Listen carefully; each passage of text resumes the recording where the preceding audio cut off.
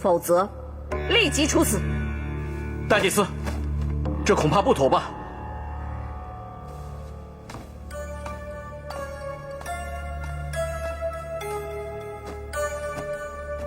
有什么不妥？大祭司，南越国是仙乐大祭司和仙王一手建立起来的，你让陛下现在忘了仙乐大祭司，你还不如让整个南越国都销毁了算了。放肆！我在给陛下治病，你却在这里说风凉话。来人呐，在，给我拉下去，重打50记棍。是。大祭司，大祭司，住口！再敢多嘴，连你一起罚。放开我！你这样做会毁了南越国的。谁还有异议？就按大祭司的意思办吧。是，按大祭司的意思办。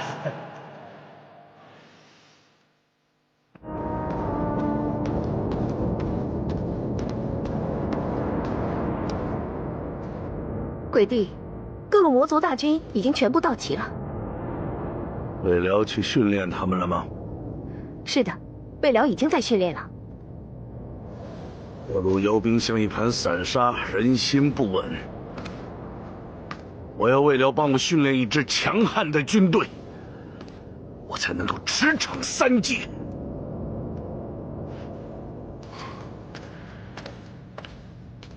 鬼帝说的是。最近我要去一个地方闭关，在此之前呢，我要找一个人头祭平。鬼帝说的是谁呀？你知道今晚是什么日子吗？月圆之夜。半妖会在月圆之夜里变回人形，他会变成一个普通人，甚至比一个普通人还要脆弱。到时候，谁都可以杀了他。鬼帝的意思是，是他害死了仙月，如果不是他，仙月就是我的了，我就永远可以跟仙月在一起了。今天晚上你去妖王谷，杀了问天，我要用他的人头来祭平。是。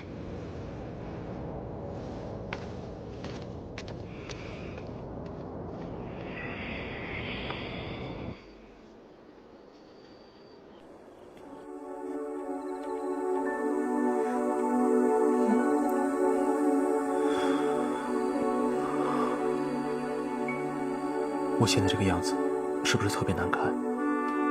不是啊，我很喜欢你这样子。真的吗？真的，现在你的样子才是最真实、最可爱的。那我永远变成现在这个样子，你愿意吗？我愿意。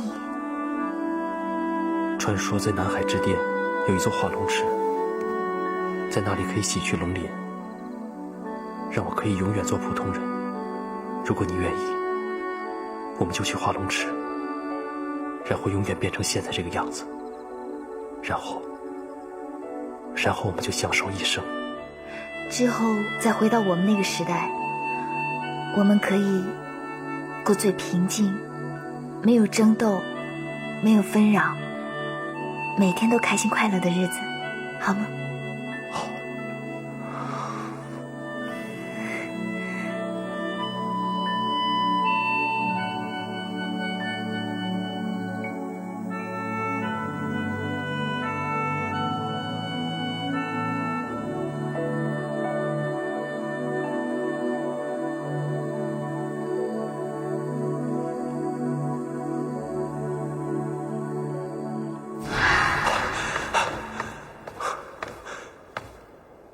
凤凰宫，我怎么会在这里？问天，新月，我就知道你没有死。不，我已经死了。我以为你会继续继承我的遗志，你让我太失望。千月，你吩咐我做的我都做了，你让我好好的爱丁瑶。可你的爱太狭隘，你以为你躲在深山里就可以天下太平了？你有没有替丁瑶想过？他这么年轻就陪你在深山里，你太自私。我是怕他受到伤害。只要一天不出石幽冥，他迟早会受到伤害。可是我力不从心，连给你报仇的力量都没有。还有，我把6颗灵珠也给丢了。所以你就放弃了。问天，当初女娲娘娘如果轻易放弃的话，就不会有繁华人间；如果当初我轻易放弃的话，怎么会有风调雨顺、国泰民安的南域？你怎能轻易放弃？难道我看错你了？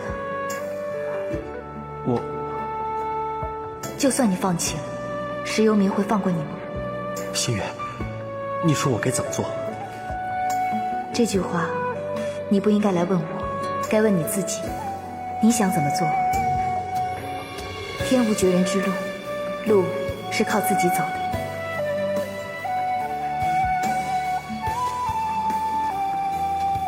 心月，心月，心月，心月，心月，心月，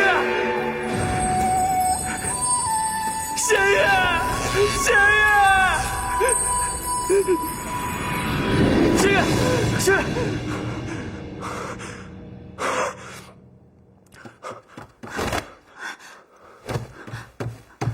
问天，怎么了？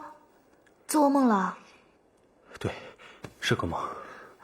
没事，没事的啊。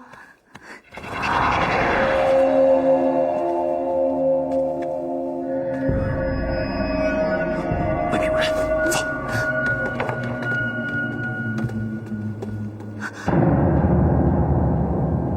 又是你们，你们到底想干什么？有本事冲我来！别担心，我只想好好跟你聊聊。我跟你们有什么好聊的？问天，你隐居于此是什么意思？你管不着。是仙月的死刺激了你，你不想再看到丁瑶的死去，所以想把她带到这个世外桃源来，想像缩头乌龟一样的终老一生。我不想斗下去了，我已经放弃了。我求你们放过我吧。我肯放过你们，石幽冥肯吗？你以为你真的找到了世外桃源？等石幽冥一统3界的时候，还有你们的容身之处吗？我不想跟他斗下去。你知道他为什么如此的恨你吗？都得到了12颗灵珠，他为什么还不肯放过你吗？那还不是因为你是仙月的最爱。石幽冥枉为鬼帝，情之一字，他还是过不去啊。我不想斗下去了。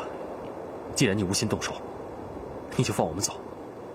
我们再找一个清静的地方。我都说过了，我肯放过你们，石幽冥肯吗？他为什么不肯放过我们？为什么一定要赶尽杀绝呢？石幽冥已经害死了仙月还不够，为什么连一点立足之地都不给我们？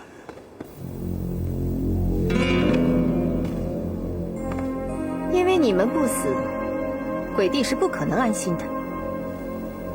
你是他的人，为什么跟我说这些？我谁的人也不是，我是我自己。哦，我明白了，你想利用我们对付石幽冥。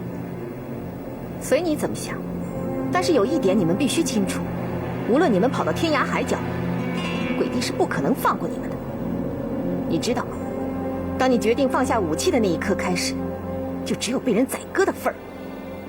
你连你自己都保护不了，怎么保护你身边的人？这么说，我是没得选择。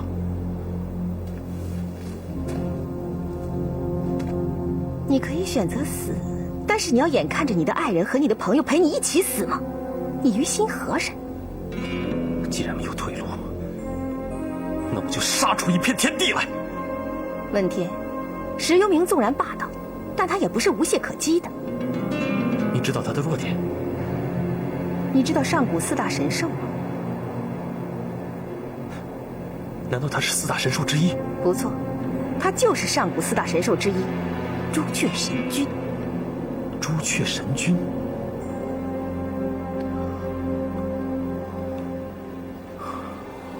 难怪他在天山来去自如，原来他是有神级的。有那么凶狠的神仙吗？不一定所有的神仙都是好人。为什么他不做神仙，要去做魔族之王？这件事说来话长了。好啊，你快说，我最喜欢听故事了。你知道朱雀神君的来历吗？知道一点。盘古开天，天地之间出来4大神兽，分别是青龙、白虎、玄武和朱雀。龙族生性高傲，白虎性情暴躁，玄武生性阴毒。只有朱雀，性情最为凶残，每天都要吃人肉，还练邪术，所以他的法力是4大神兽中最强的，同时，他也是野心最大的。终于，朱雀野心膨胀，妄图想霸占3界。正巧火神祝融与水神共工正在恶斗，共工战败，头撞不周山，天体倾斜，3界大乱。朱雀伙同3大神兽趁乱造反，于是，在女娲娘娘的感召之下，另有4大灵兽：白喜、腾蛇、麒麟、白泽，也就是独角兽，齐聚女娲娘娘左右，成为了女娲娘娘的左右护法。与朱雀为首的4大神兽展开了一场震动3界的惊天恶战。那4大灵兽能打过4大神兽吗？那一战，整整打了77、49天，只杀得天昏地暗。4大灵兽付出了沉重的代价，也未能获胜。此时，龙族因为女娲娘娘的感召，临阵倒戈，大家里应外合，终于除白虎、斩玄武，降服了以朱雀为首作乱的4大神兽。啊，惨重的代价。好像最后是麒麟阵亡，白泽、独角兽重伤。朱雀被收服后，向天地俯首称臣，3界恢复和平。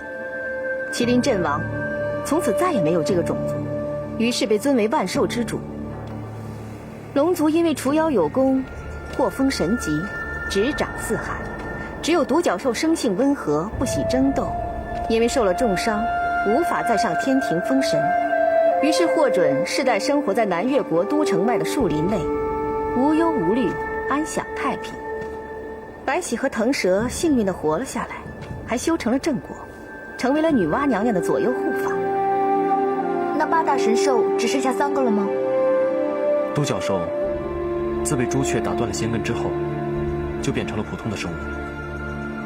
它算不上是一个神兽了，唯一的区别就是它的血可以治百病，有起死回生之效，所以人们就开始拼命地猎杀独角兽。到今天，独角兽面临灭绝的境地。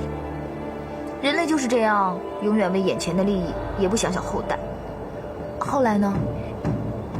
朱雀获封神级后，起初还是循规蹈矩，安分了一段时间。后来，他终于忍受不了天庭的寂寞，再次返下神界，不知去向。谁知他化为石幽冥，自封幽冥鬼帝，一统魔界。他是神级，又是上古神兽，我们这些深山修炼的小妖，又怎么是他的对手呢？于是他集合妖兵，再次祸害人间。此时8大神兽就只剩下龙族能勉强与他抗衡了。人间生灵涂炭，天地束手无策，于是才有了白喜和腾蛇化身为仙月和魔音的下凡，在女娲神殿请出镇妖瓶，大败石幽冥。原来仙月是女娲娘娘的左护法，白喜下界。哦，原来魔音是腾蛇下凡，怪不得他阴森森的。我是仙月转世，那我也是白喜喽？按说，是的。我自己怎么一点都不知道啊？那是因为白喜和腾蛇下凡后都不能暴露自己的身份，女娲娘娘被尊为音乐女神，所以给2人化名为音乐。那更不可能了，从小到大我都没有音乐细胞。你是前世轮回，身上早就没有白喜的灵性了。我说呢？怪不得仙月跟我说，和我一样，都特别渴望别人的认可。原来他一直以来都不是以真面目示人。那后来呢？仙月在收服石幽冥的时候，发现他是上古4大神兽之一，于是心怀慈悲，不忍加害。因为他若杀了石幽冥，那上古4大神兽就只剩下龙族了。石幽冥也答应永远不会再踏入人间，只会做他的魔族之主。就是仙月的一念之仁，才导致了今天的后果。石幽冥夺得了12颗灵珠，杀害仙月。此时他正准备向3界发动第3次的侵略。原来是这样啊！你说这些，跟我有什么关系？当然有，我看过女娲神卷，上面记载着，能杀掉石幽冥的只有你和吴道。我跟吴道？什么意思？知道女娲娘娘为什么率领4大灵兽都没有打败朱雀吗？而最后是因为龙族的临阵倒戈才打败了他吗？哎呀，你别卖关子了。那是因为只有麒麟眼、白泽角加龙的血才能打败他。什么呀？说清楚点行不行？就是麒麟的眼睛、独角兽的角加龙的血。这3样东西怎么汇聚在一起？镶在你的3叉戟上，只要刺中它，它就必死无疑。我凭什么相信你？我冒着被石幽冥发现后万劫不复的危险来告诉你们这些，你们不相信我也没有办法。但是有一点你们必须清楚，如果我想杀你们，你们早就死了。我说，独角兽和龙血都不难找，麒麟眼在什么地方？我要知道，早就取来给你们了。石幽冥之所以如此嚣张，就是麒麟灭绝之后，3大神兽总是凑不齐，要不然他早就把没有能力反抗的独角兽赶尽杀绝了。那你说了不等于没说。虽然3大神兽总是凑不齐，但是兽角加龙血，勉强应该还是能对付他的。这是女娲神卷上写的，还是你猜的？这个神卷上没有写到。哦，我明白了。你也知道3件神器凑不齐的话，就杀不了石幽冥，但你又不甘心，就想拿我们当炮灰。如果神兽和龙血能杀掉石幽冥的话，你就可以得到自由了。要是杀不了的话，反正送死的是吴道和问天，也不关你的事。胡姬，你的如意算盘打得太精了吧？啊，如果呢，你生活在我们那个时代，做生意你就发啦。问天，我承认我有私心，但我这都是为了你们好。石幽冥倒是一统3界，大不了我给他做一辈子的奴才，除了没有自由，他对我还是挺好的。可你们呢？你们到时候会有什么样的下场？这不用我多说，你们应该明白吧？没错，他不会放过我们，他一定会把我们龙族斩尽杀绝，永除后患。该说的我都说了，问天，何去何从？是束手待毙，还是奋战一场？你自己拿主意吧。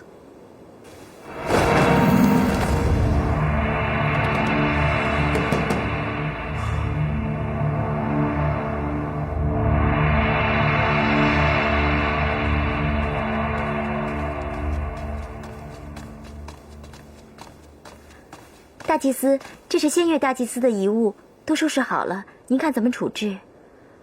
全都烧了。那这幅画呢？这幅画怎么了？这幅画不是仙月大祭司的，是丁瑶姑娘的。也都烧了。是。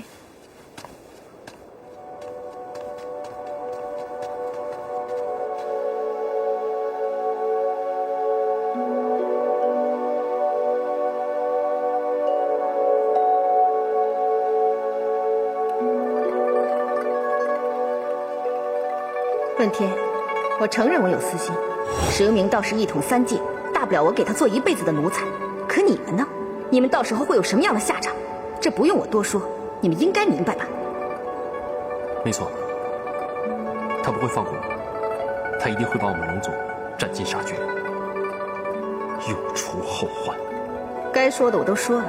问天，何去何从？是束手待毙，还是奋战一场？你自己拿主意吧。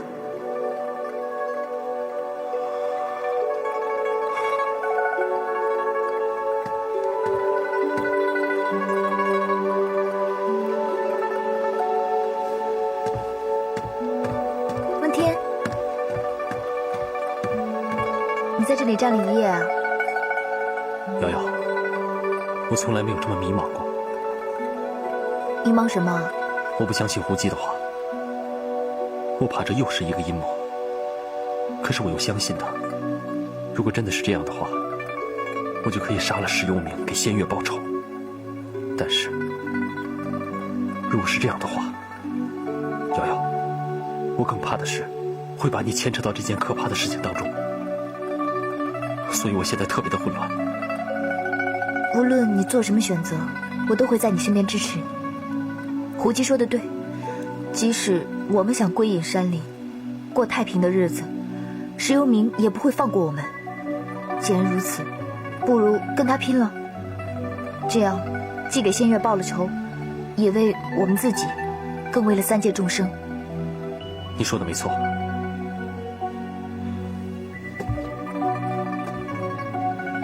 今天，我问天向女娲娘娘立誓，誓与石游明血战到底，为仙月报仇，为三界除害。即使战死，也绝不苟且偷生。如有违背，天诛地灭。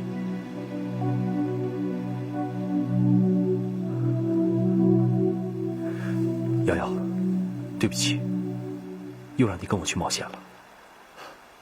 只要能跟你在一起，我就无怨无悔。那我们是先去找独角兽，还是先去找吴道？我们先去找吴道吧。嗯。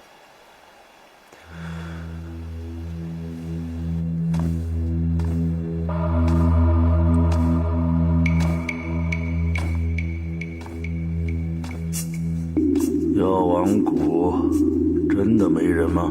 是的，小妖把药王谷搜查了好几遍，里面根本就没有丁瑶和问天的踪迹。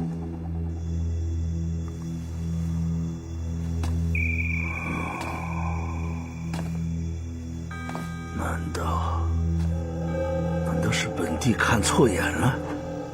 鬼帝，问天知道鬼帝不会放过他，要是我的话，能跑多远就跑多远，为什么还要等鬼帝来杀呢？说的有道理啊！胡姬，你辛苦一趟，去南越国给我找魔音。找他？对，你告诉他，本帝马上就要练成镇妖瓶，一统三界，让他识相点，马上投降，把南越国拱手让给我们。我们最好是不流血、不动兵就可以得到南越国。那其他的国家跟部落就会望风而降。那他不肯呢？血洗南越，一个不留。是。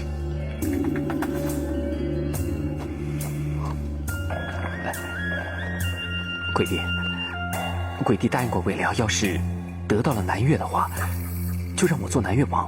你急什么？等本帝一统三界之后，整个人间都是本帝的。到时候你想做哪个地方的王，随便你挑。多谢鬼帝，魏辽愿意马首是瞻。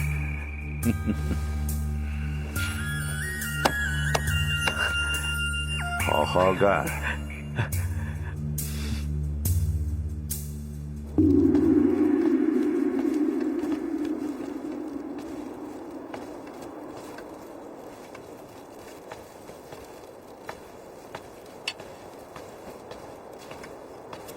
你们在干嘛？陛下，哎，你们在做什么？大祭司让我们把这些都给烧了。哦。哎，等等。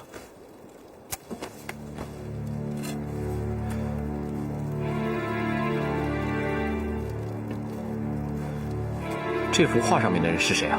奴婢不知道。不知道你还烧？是魔音不让你们说。哼，你们眼里还有没有姑？这幅画姑留下了，叫魔音来见姑。是，快去禀告大祭司啊！好。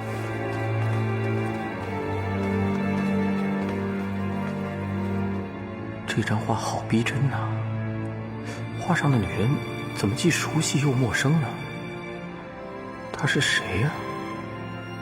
为什么我每次看到这幅画都会觉得心痛？她到底是谁呀？为什么除了魔音，姑的记忆中没有其他的女人？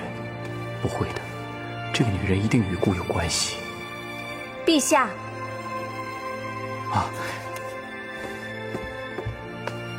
魔音，你看看，这上面画的女人是谁啊？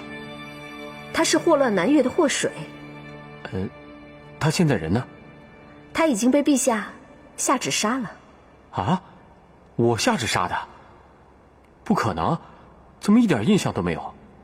陛下没印象了吗？再好好想想。好像是啊。这个女人是妖孽，她用过的东西都不祥。陛下速将此画焚毁，免得为自己、为南越招来祸事。不会吧？一幅画有那么严重吗？我很喜欢这幅画，留给我做纪念吧。不行，一幅画有什么好留的？烧了它。不行，我是南越王，我留幅画都不行吗？是南越的安危重要，还是一幅画重要？安危重要，这幅画也很重要，我就留下了。不行，一定要烧了。我是南越王，我留幅画都不行吗？为什么不行啊？你不烧，我替你烧了它。哎，还给我，还给我！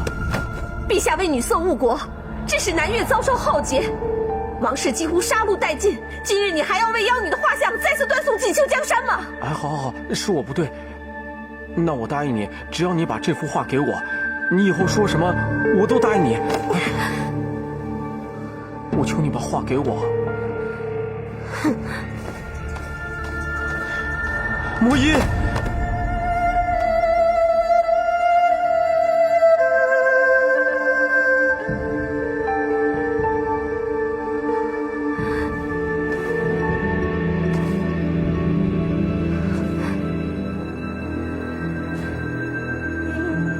一幅画，你居然为了一幅画，荣帝，你太让我失望了。求你把画还给我，我什么都答应你，甚至于我的王位，我所有的一切都可以给你，我什么都不要，我只想你给我这幅画，求你了，还给我。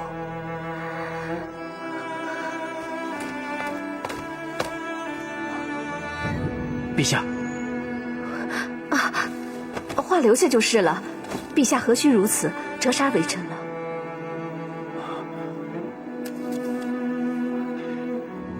谢谢你，谢谢。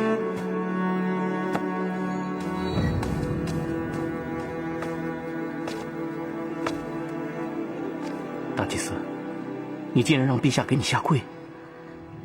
江寒，你不要乱说。陛下何时给我下跪了？那刚才怎么了？刚才没什么，是我看错了。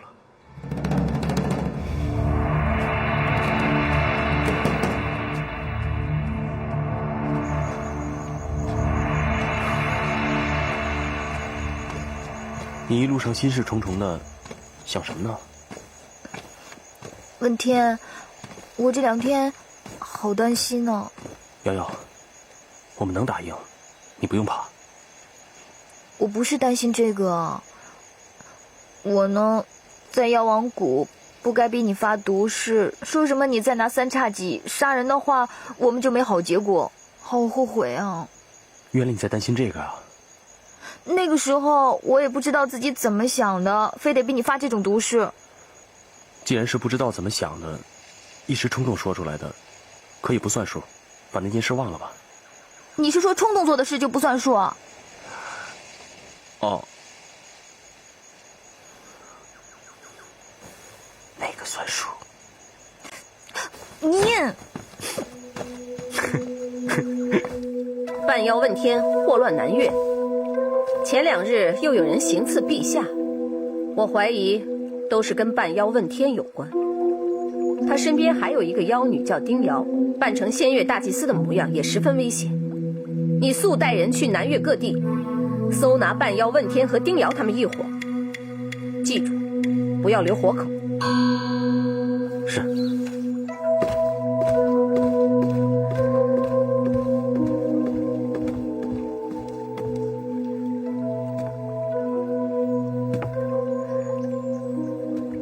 仙月，你活着与我为敌还不够，死了还要与我为敌。我要把跟你有关的东西通通去除，我要把你从他心里彻底根除。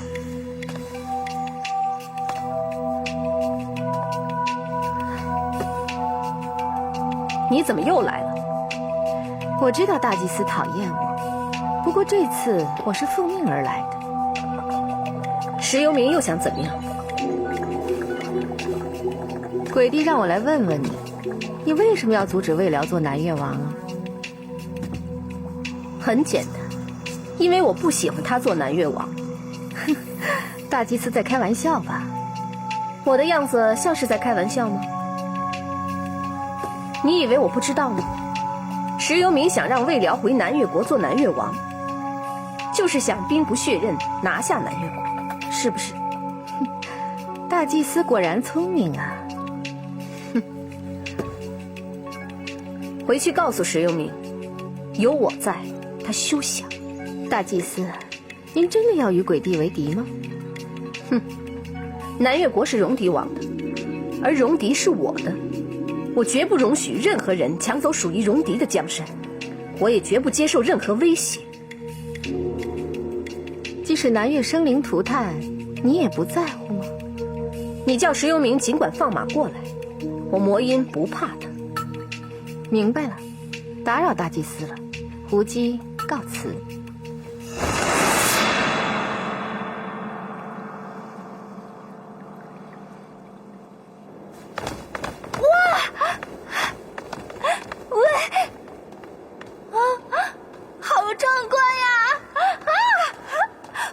哎，你别看了好不好？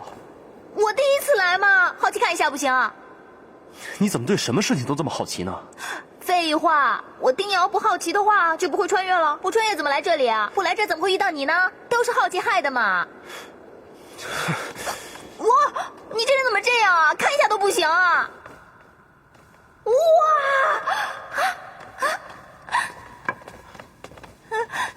见过二殿下，丁姑娘。Hello， 酒鬼，不用客气，叫我问天就好。哇！哎，你爸爸比你帅多了，比你有气质。我想你像你妈多点，不太像你爸。你会不会讲话？我讲的是事实嘛。哦，酒鬼，吴道呢？大殿下不在南海，他怎么了？他因为雨蝶姑娘的事，人彻底消沉了。他说他就在蜀山雨蝶姑娘墓前，再也不问世事了。啊？无道消沉？不会啊，他那么酷，应该是拿得起放得下的人啊。这样吧，那我们去蜀山找吴道。酒鬼，告辞了。二殿下一路小心。拜拜。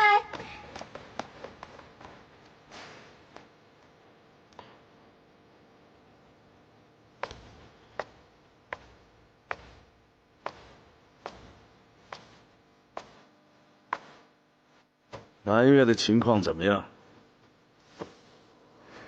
魔音说，南越是他的，戎狄也是他的，有他在，谁也别想妄图夺取南越。他还说，鬼帝若敢进犯南越的话，定叫你有去无回。他真的这么说？他还警告我，以后不许魔族再出现在他面前，否则不管是谁，就是鬼帝您，他也不客气。魔音他这是在向本帝宣战。鬼帝息怒，他那是自不量力。魏辽训练妖兵情况如何？妖兵已经训练完毕，就等鬼帝一声令下，就可直捣南越。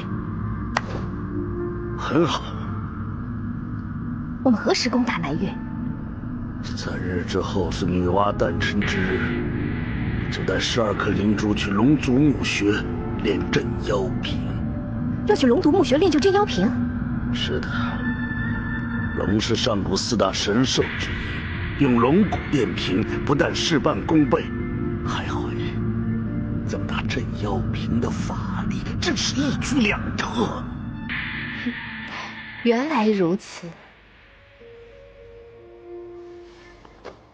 其实你早就知道。不，小妖不知道。你没偷看女娲神卷？鬼帝明鉴，胡姬半死也不敢呢。你看了我也不怕。你也知道，现在麒麟已死，等我练成了镇妖瓶，放眼天下，就算女娲也要屈服于我。是，鬼帝神威，三界臣服。通知魏辽，3天后集齐大军，7天之后整装待发，血洗南越国，鸡犬不留。是。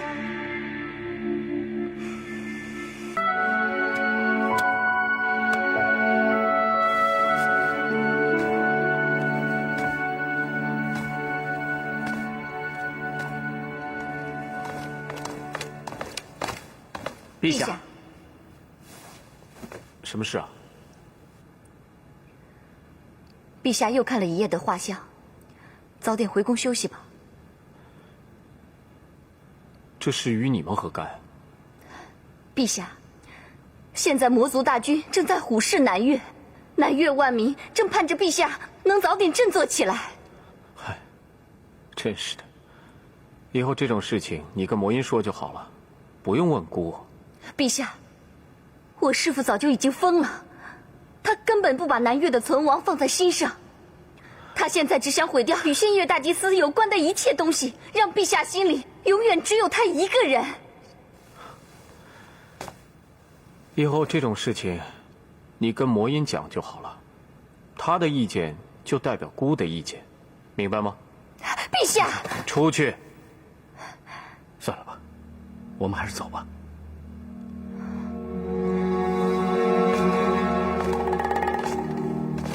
你们2个等一等。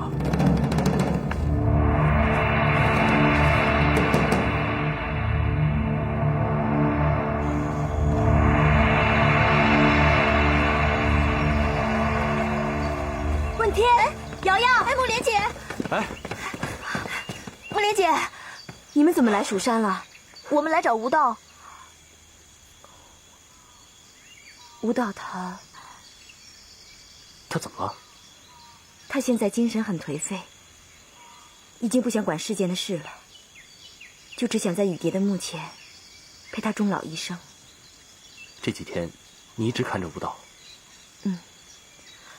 我想尽了各种办法让他振作起来，但我失败了。我答应过雨蝶，会对他不离不弃，即便他赶我走。所以我就在蜀山暂时住了下来，这样离他近，也好有个照应。吴道这个样子，不知道肯不肯帮忙啊？你们找吴道有什么事吗？我们知道对付石幽冥的办法了。真的？对，石幽冥是上古4大神兽之一，朱雀神君，只有集齐麒麟眼、兽角和龙血才能杀了他。原来他是朱雀神君，怪不得这么厉害。别说那么多了，我们去找他。好，走。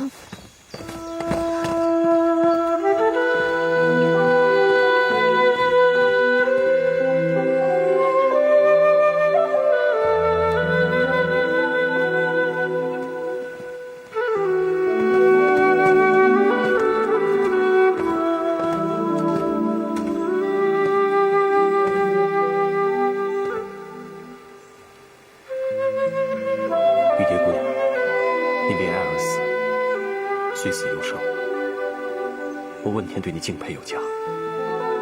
希望你在天之灵，保佑我们杀了石幽冥，为3界除害，也为你报仇。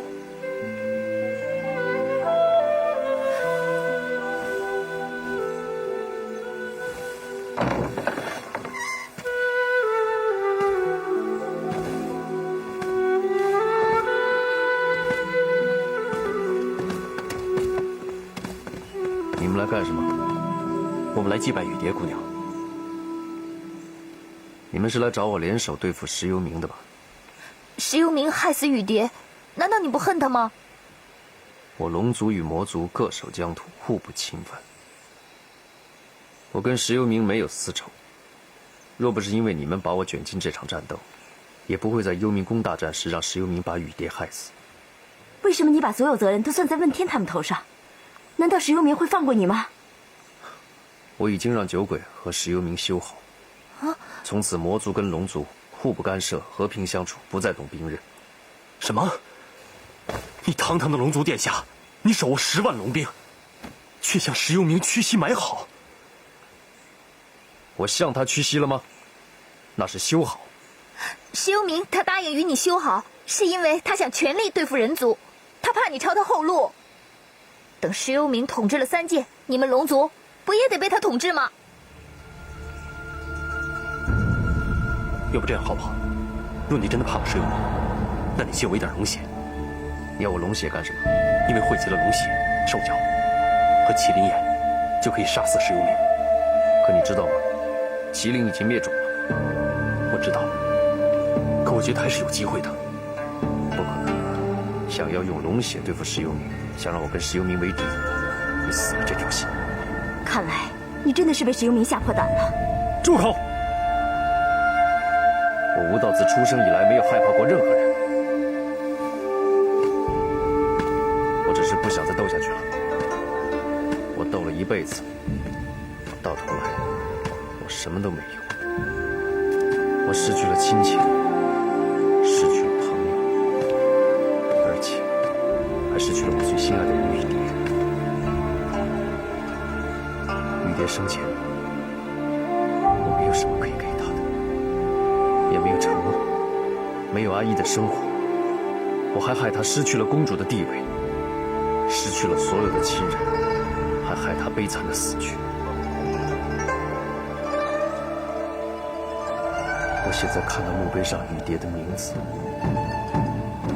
我的心就好痛。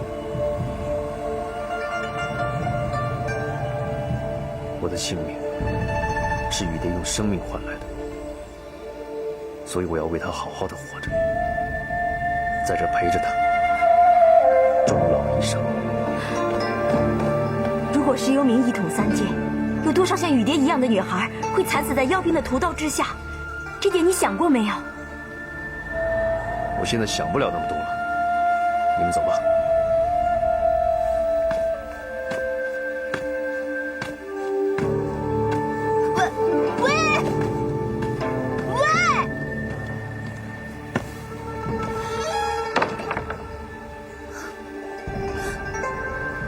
现在怎么办啊？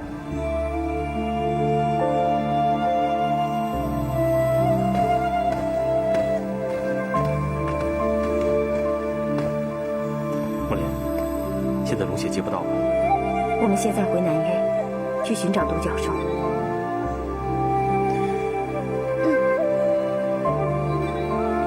那我们走吧。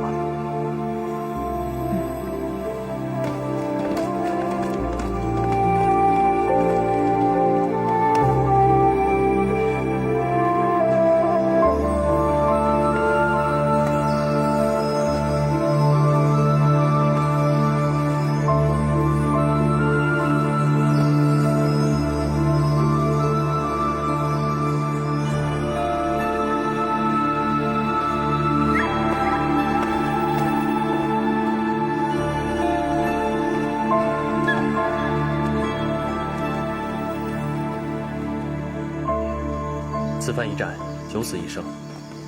反正也来蜀山了，我正好去神农观拜祭一下母亲，请他老人家在天之灵保佑我。麒麟眼，不，我知道哪有麒麟眼了。什么？你想想，神农观，你母亲骑的是什么？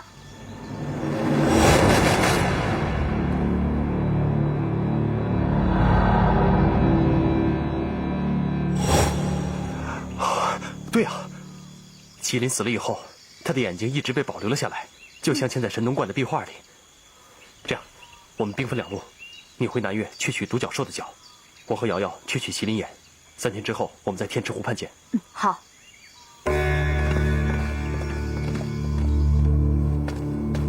魔族的军队已经开始集结了。是的，近日以来，3山5岳的妖兵开始纷纷集结，大有大举进犯的意思。看来3界浩劫要拉开帷幕了。大祭司，他们第一站会是哪儿？南岳。为什么？因为现在唯一可以跟石幽冥抗衡的人，只有我莫云了。既然如此，我们应该早做准备。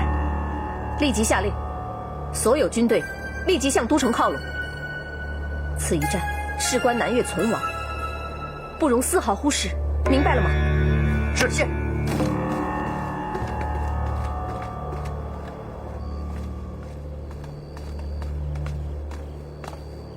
想不到一尘大师这么痛快就把麒麟眼借给我们了。3件神物只弄来2样，胜算只有一半。一半就一半了。瑶瑶，跟我去个地方，我有话跟你说。什么地方？去了就知道，走。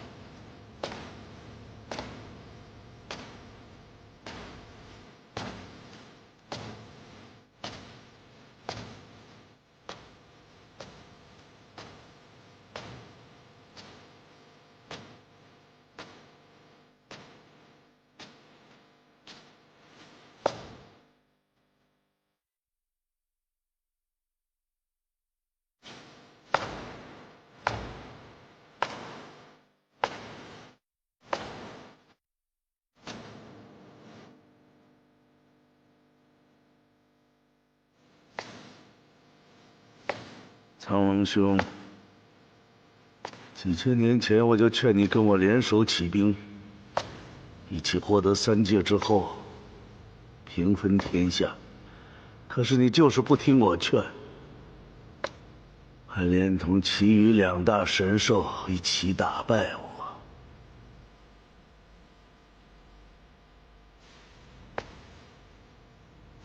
那个时候我真不明白，你为什么对人间那么充满感情。后来我才明白，原来你爱上了凡间的女子。情字就是过不去啊！现在我要用你的骨头炼镇妖瓶，然后成就我一统3界的梦想。你辛苦守候的人间，马上就要土崩瓦解了。难道这就是造物弄人？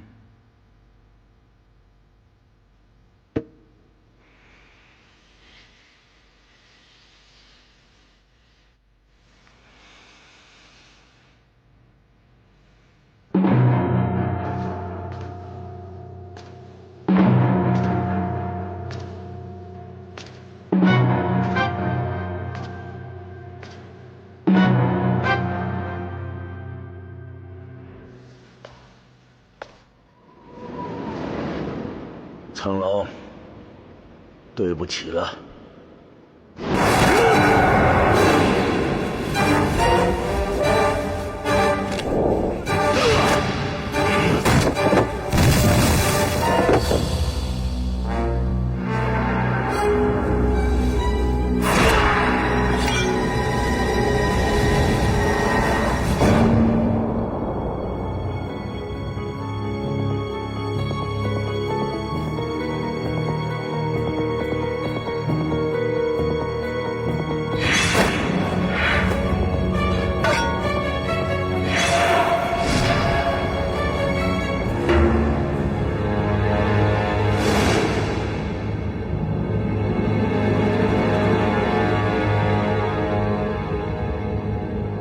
司，魔族大举进犯，都城人心惶惶，各路大军不敢与魔军对抗。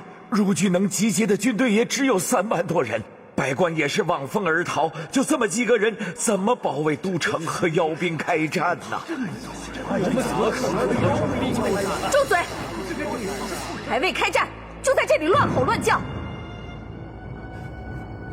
大祭司，为今之计只有一条路可走啊！说，投降。降？不降就是战，而战则不能胜。妖兵遭遇抵抗，必定对南越百姓大开杀戒，与其生灵涂炭，不如投降。妖兵虽然势大，但我南越儿郎也绝不会坐以待毙。拼死一战，还有胜算。若不战而降，妖兵进城，后果不堪设想。还未开战就先胆怯，你也配做南越的元老吗？来人，拉出去斩了！是。大祭司饶命！大祭司饶命啊！大祭司饶命啊！饶命！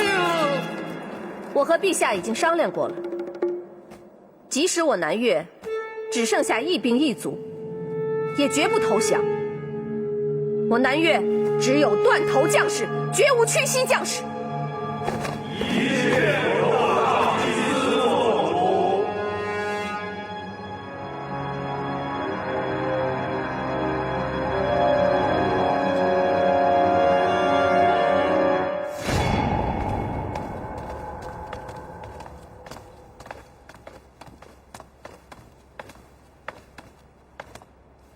你带我来这里干什么？瑶瑶，你还记得吗？这里是我们第一次相遇的地方。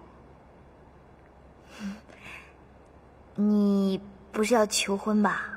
我要很大的钻戒啊！瑶瑶，你把眼睛闭上，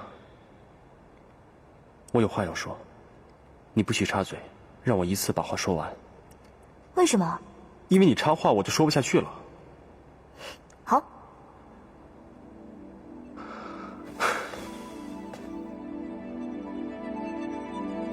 第一次见到你，就把你当成仙月，可仔细看又不是。仙月哪有你那么古灵精怪？哎，你不要着急，我这是在赞美你。其实你跟仙月一点都不一样。虽然你是他的转世，你们是一个人，可是你身上有很多东西更加的吸引我。虽然说一开始我觉得你挺烦的啊！你不要睁开眼睛，我话还没说完呢，闭上。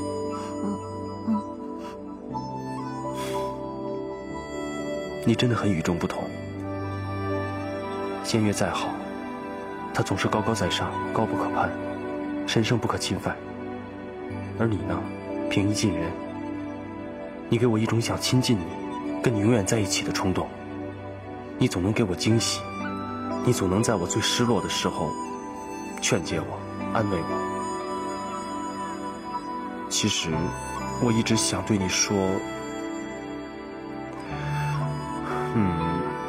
我那个想对你说。哪个？你闭上，我还没说完呢。那个，你怎么就不明白呢？不明白。我喜欢你。傻瓜。你又骂我。你真傻还是假傻啊？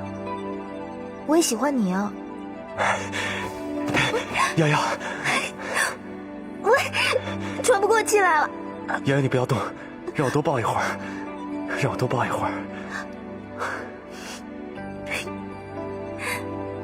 瑶瑶，对不起。你说什么？你在说什么？瑶瑶，这一战下来，我真的不知道还能不能活着回来。我说的那些慷慨激昂的话，只是为了鼓励木莲。其实我真的一点把握都没有。我真的不想再看到你受伤。我答应了仙月，要好好的爱你，保护你。所以对不起，我一定要说到做到。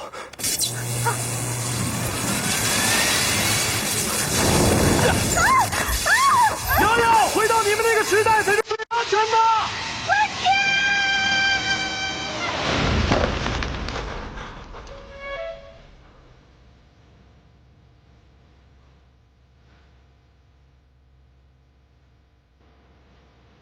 瑶瑶，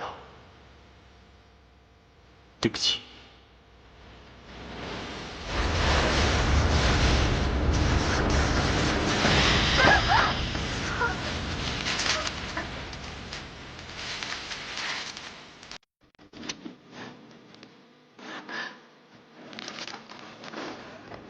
这个死问天，原来说这么多就是要送我回来啊！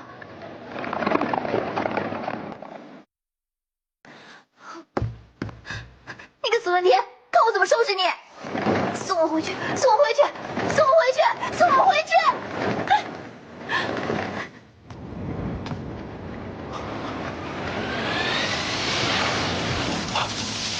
不好，他又回来了。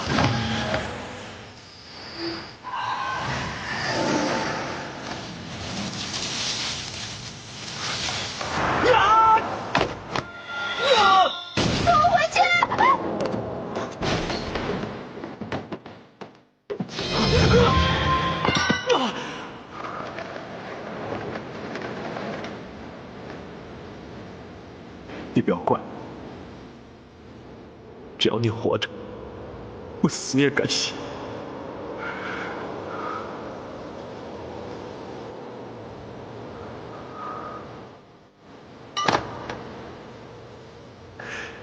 瑶瑶，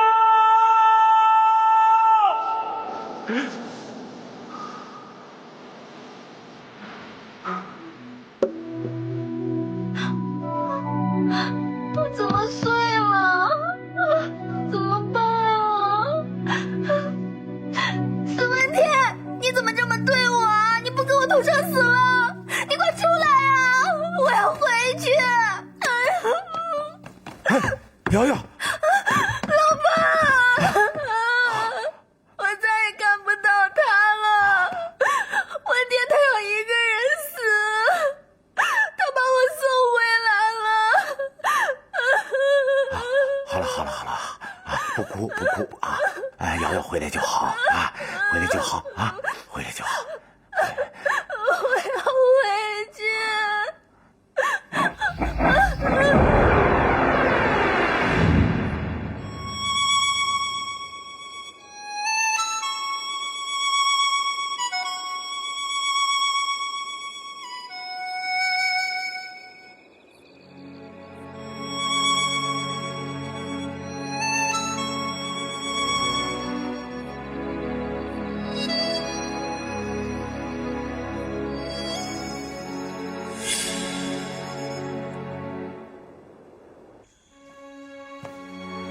如果有什么需要帮忙的，就叫我一声，我叫雨蝶。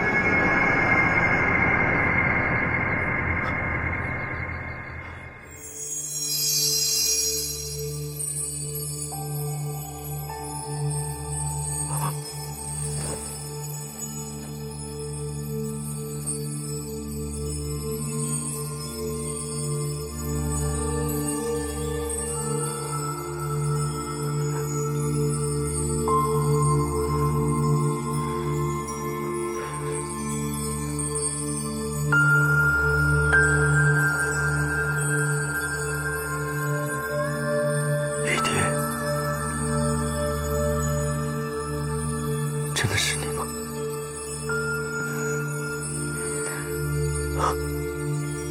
真的是你吗？我好想你啊！我也想你啊。吴道，为什么不去帮助问天他们呢？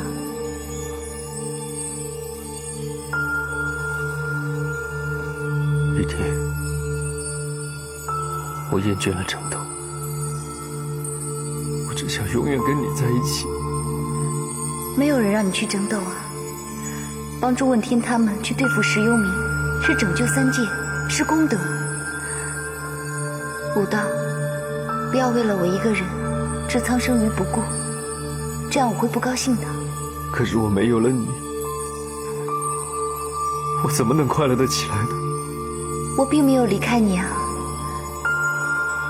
武道，记住，我会永远永远的守候在你身边的。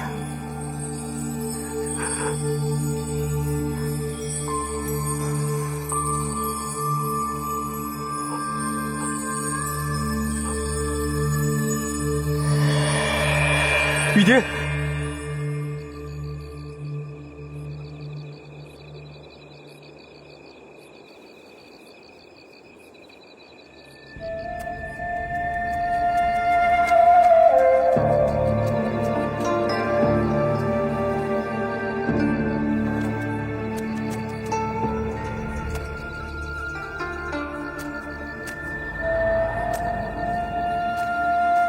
问天，问天，我拿到兽角了，你拿到麒麟眼了吗？哎，瑶瑶呢？他走了。走了？去哪儿了？回他那个时代。你把他送走的？对。而且我把九星轮砸碎了，他再也回不来了。你为什么要这么做？从我拒绝无道那一刻开始，我就已经想好了要这么做。我不想让他再受到伤害。可是你这样会更伤害他的。难道他不值得你信任吗？难道他没有与你生死与共的资格吗？你会这么对仙月吗？以前不会，现在会的。木莲，当我亲眼看到仙月在我面前烟消云散的那一刻，我就发誓，从今以后，我再也不能让我心爱的女人受到伤害。或许她恨我，但只要她好好的活着，那就让她恨我吧。可是问天，你到底明不明白？木莲，请你尊重我的选择。每个人爱的方式是不一样的。有的人希望跟爱的人同生共死，永远在一起，至死不分离；而有的人则希望自己爱的人好好的活着。我愿意学雨蝶，牺牲自己，就是为了让心爱的人好好的活着。可是我觉得这样对瑶瑶不公平。只要她能好好活着就好了。我们走吧。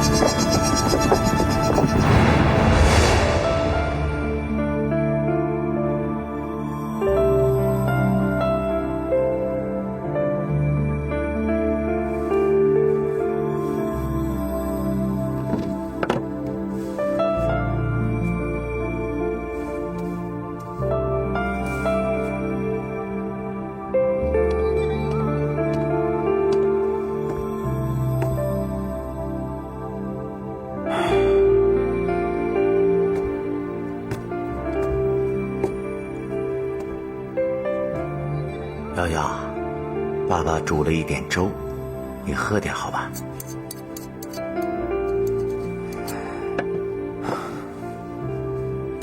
你都一天一夜没吃东西了，就是铁打的身子也受不了啊！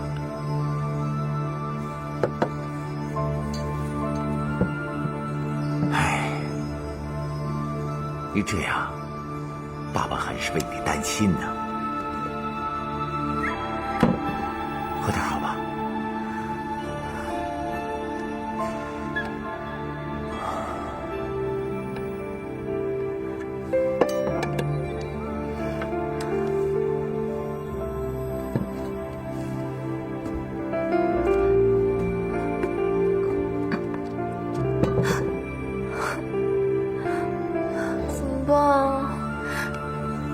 不好，怎么回去啊？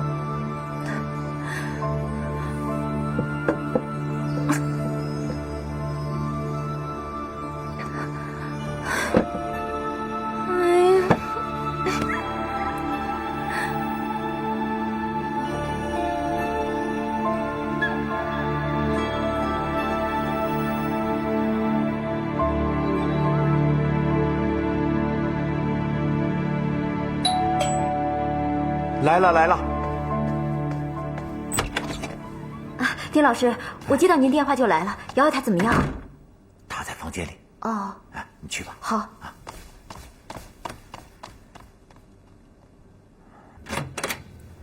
瑶瑶，瑶瑶，你没事吧？没事啊。哎，林青姐，瑶瑶，你别这样，有什么不开心你就说出来。我没有不开心啊，我们去唱歌吧，走吧。啊！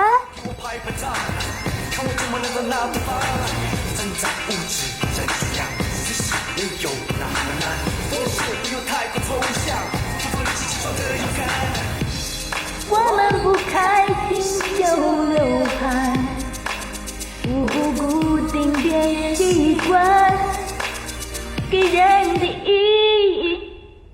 怎么了？你把我当外人，在我面前你还装什么呢？心里有什么不开心就说出来啊！我没有不开心啊，我没有把你当外人，是问天把我当外人啊。原来他心里从来没有把我当成可以跟他同生共死的人，说的一切都是假的，在药王谷说的话全都是假的。不说了，越说越生气。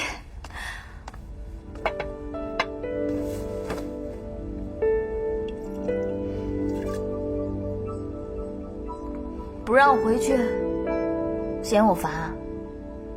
他真以为我喜欢那个没有马桶的年代啊？林青姐，你听着，我现在正式宣布，丁瑶第一次恋爱以失败告终。这一页过去了，不提了。从明天开始，我会重新面对我的人生。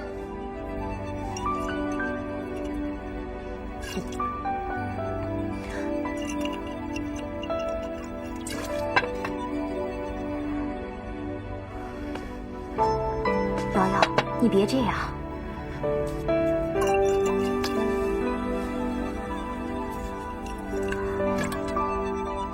林青姐，帮我拿酒。去拿呀！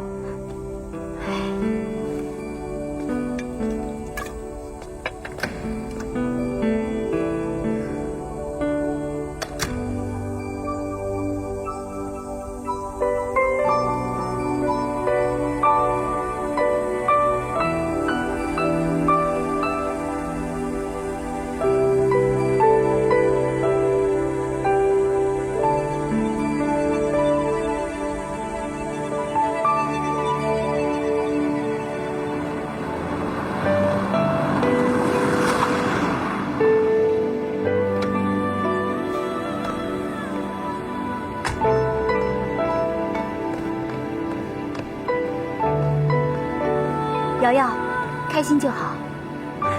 没事啊，明天陪你逛街，做你跟班，好不好？就知道林青姐对我最好了。瑶瑶，一切都过去了，明天太阳还会照常升起的，所以以后要好好的生活。